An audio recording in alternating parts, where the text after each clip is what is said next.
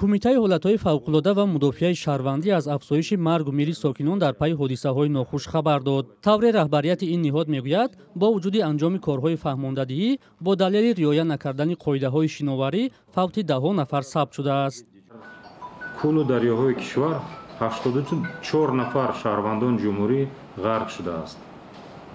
аз ҷумла агар бо сину сол хел тақсим кунем, аз 35 боло 11 нафар, аз 17 сола то 35 сола 27 нафар, аз 11 то 16 сола 24 нафар, аз 5 то 10 сола 15 нафар ва аз ҳама ташвиштарин то 4 сола 7 нафар кӯдакон мебошанд.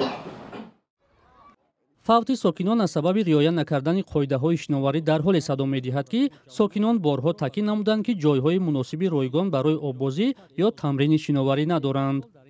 дар чанд соли ахир мақомот аз бунёди маконҳои оббозӣ ё шиноварии сокинон пайваста хабар медиҳанд, вале бо таваҷҷӯҳ ба он ки арзиши хидматрасонии чунин ҷойҳо барои мардум дастрас нест, гоҳе сокинон рӯ ба маконҳои хатарнок меоранд. ба иттилои раиси кумита, имсол бар асари сар задани офатҳои табиӣ аз қабили омадани селу тарма, раъду барқ ва резиши санг 8 нафар ба ҳалокат расидааст. дар нишасти хабарии кумитаи ҳолатҳои фавқулода вуҷуди мавзеъҳои хавфноки ба ҳаёти сокинон хатар дорад ба баҳс гирифта шуд. тибқи иттилои ин ниҳод, дар Тоҷикистон беш аз 390 000 нафар дар ҳудуди мавзеъҳои хавфнок ба сар мебаранд.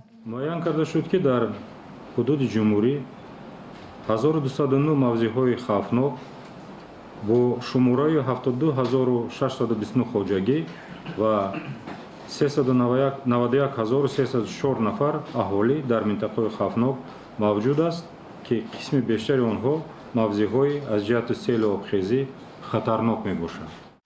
бино ба иттилои расмӣ, офатҳои табиӣ ба иқтисодиёти кишвар бештар аз 15 миллион сомонӣ зарар расонидааст. Тоҷикистон яке аз кишварҳои осебпазир дар баробари фалокатҳои табиӣ ба мисли тармаву лағжиши хок ва селу обхезӣ ба шумор меравад.